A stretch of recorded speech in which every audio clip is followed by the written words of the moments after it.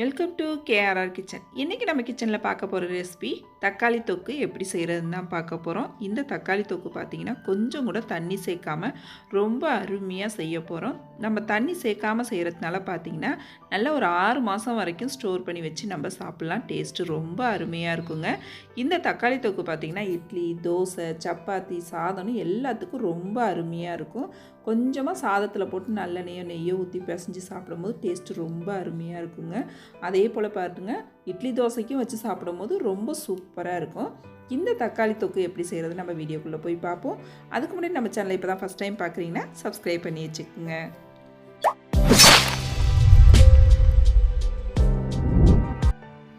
இன்றைக்கி தக்காளி தொக்கு செய்கிறதுக்கு நான் 1 கிலோ அளவுக்கு தக்காளி பழம் வாங்கி வச்சுருக்கேன். இந்த தக்காளி பழத்தை பார்த்திங்கன்னா நல்லா ஒரு 2-3 தடவை அலசிட்டு ஒரு காஞ்ச துணி வச்சு நல்லா தொடச்சிட்டு கொஞ்சம் கூட ஈரம் இல்லாத அளவுக்கு எடுத்து வச்சுருக்கேன். இதே போல் நீங்களும் ரெடி பண்ணி எடுத்துக்குங்க.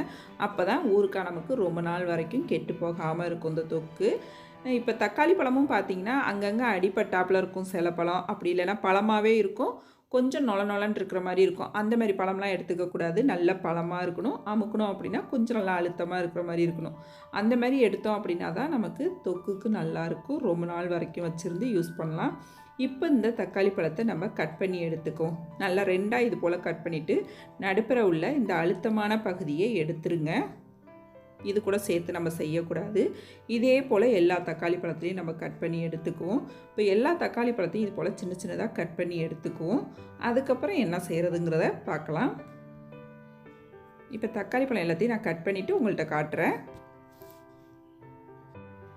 தக்காளி வாங்குறப்பே நல்ல பழமான தக்காளியாக பார்த்து நல்ல பழமாக பார்த்து வாங்கிக்குங்க.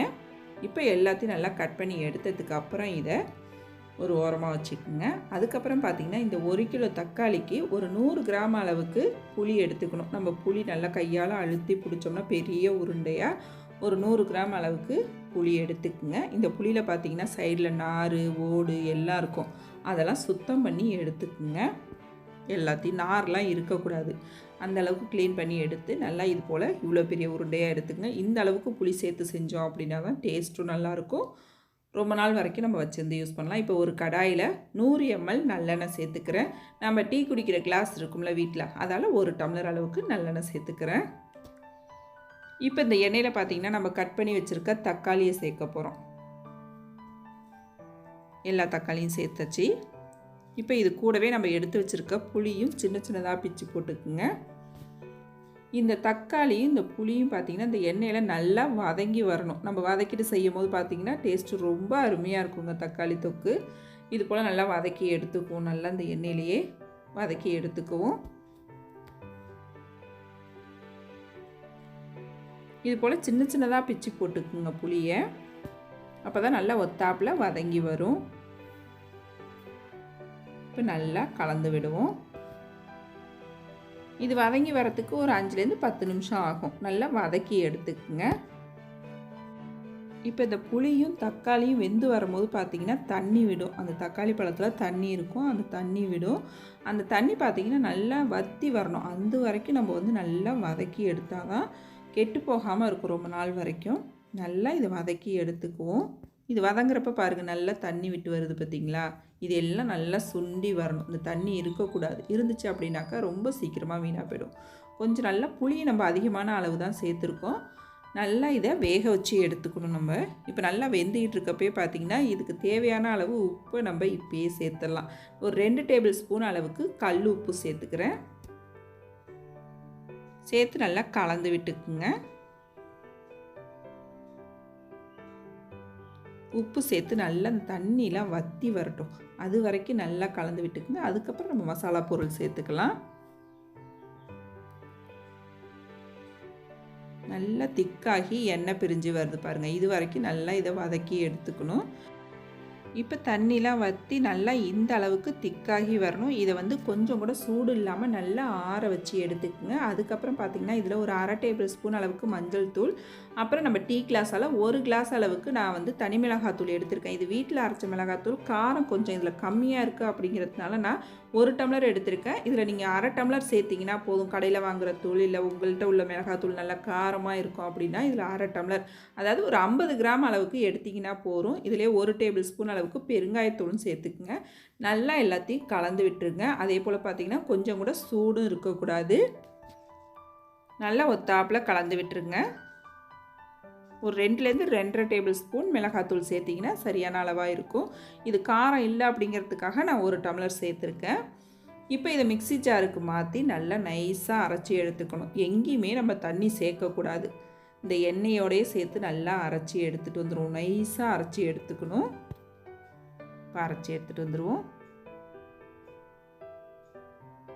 இப்போ பாருங்கள் எந்த அளவுக்கு நல்லா பேஸ்ட்டாக நைஸாக அரைச்சி எடுத்துகிட்டு வந்திருக்கோம் பாருங்கள். அப்போ தான் தொக்கு நம்ம கலந்து எடுக்கிறதுக்கு ரொம்ப நல்லா வரும். இந்த அளவுக்கு நல்லா அரைச்சி எடுத்துக்குங்க. இப்போ அடுத்து பார்த்திங்கன்னா அடுப்பில் ஒரு சின்ன தாளிப்பு பேன் வச்சுருக்கேன். இதில் 1 டேபிள் ஸ்பூன் கடுகு சேர்த்துக்கிறேன். இது கூடவே 1/2 டேபிள் ஸ்பூன் அளவுக்கு வெந்தயம். இது நல்லா பொரிஞ்சு செவந்து வரட்டும். நல்லா பொரிய விட்டுக்குங்க. செவக்கிற அளவுக்கு நல்லா லைட்டாக அப்படி ப்ரௌன் கலரில் மாறி வருது பாருங்கள். அதே சமயம் கடுகும் நல்லா படபடன்னு பொரியுது பாருங்கள். இந்த ஸ்டேஜுக்கு நம்ம வறுத்து எடுத்துக்கணும். இதை ஆற வச்சு பொடி பண்ணி எடுத்துக்குவோம். இது எப்போ சேர்க்குறதுங்கிறது நான் சொல்கிறேன். இப்போ நம்ம அரைச்சி வச்சதை நம்ம தாளிக்க ஆரம்பிச்சிருவோம். அதுக்கு பார்த்திங்கன்னா அடுப்பில் ஒரு கடாய் வச்சுருக்கேன். நல்லா கனமான பாத்திரமாக எடுத்துக்குங்க. இதில் திரும்பவும் 1 டம்ளர் அளவுக்கு எண்ணெய் சேர்த்துருக்கேன். இது ஒரு 100 ml இருக்கும். மொத்தமாகவே பார்த்திங்கன்னா ஒரு 200 ml எண்ணெய் சேர்த்துருக்கேன்.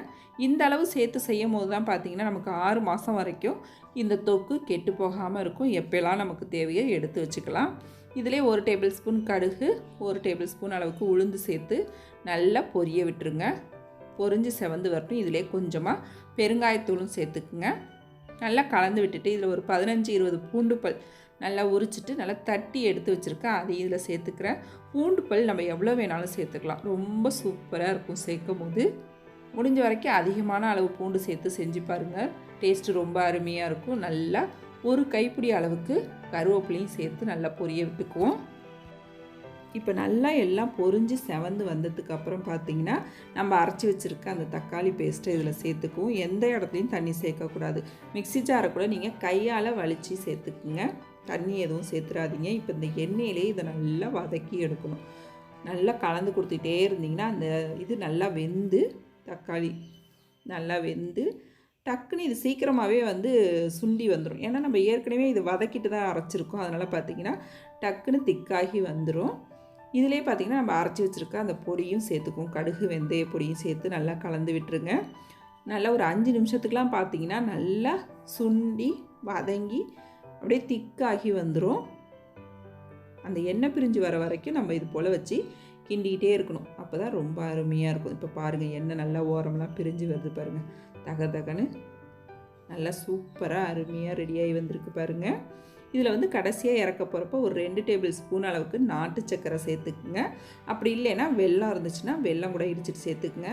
நம்ம இதில் காரம் எண்ணெய் எல்லாம் சேர்த்துருக்கோம். உப்பு காரம் அந்த எண்ணெய் அதிகமாக சேர்த்தது எல்லாத்தையும் அப்படியே நமக்கு பேலன்ஸ் பண்ணி கொடுக்கும். இந்த சக்கரை சேர்க்குறதுனால டேஸ்ட்டும் ரொம்ப அருமையாக இருக்குங்க சாப்பிட்றதுக்கு. நல்லா இந்த அளவுக்கு எண்ணெய் பிரிஞ்சு வர வரைக்கும் நல்லா வச்சு கிண்டிகிட்டே இருங்க. இப்போ நம்மளோட தக்காளி தொக்கு ரொம்ப அருமையாக சூப்பராக ரெடி ஆகிடுச்சு பாருங்கள். சட்டியில் கொஞ்சம் கூட ஒட்டாமல் அப்படியே சுருண்டு வரும். அது வரைக்கும் நல்லா வதக்கி எடுத்துக்கணும். இப்போ ரெடி பண்ண அந்த தக்காளி தொக்கை பார்த்திங்கன்னா கொஞ்சம் கூட சூடு இல்லாமல் நல்லா ஆற வச்சு எடுத்துக்கணும். சூடே இருக்கக்கூடாது. அதுக்கப்புறம் நீங்கள் எந்த பாக்ஸில் ஸ்டோர் பண்ணி வைக்க போகிறீங்களோ அதில் எடுத்து வைங்க. நல்லா இது போல் ஆற வச்சுட்டு அதுக்கப்புறம் நம்ம ஸ்டோர் பண்ணும்போது பார்த்திங்கன்னா வேர்வை தண்ணி விடாது. தக்காளி தொக்கும் ரொம்ப அருமையாக இருக்கும். இந்த தொக்கு செஞ்ச உடனே சாப்பிட்றத விட நல்லா ஒரு 2-3 நாள் கழித்து சாப்பிடும்போது பார்த்திங்கன்னா டேஸ்ட்டு ரொம்ப அட்டகாசமாக இருக்கும்.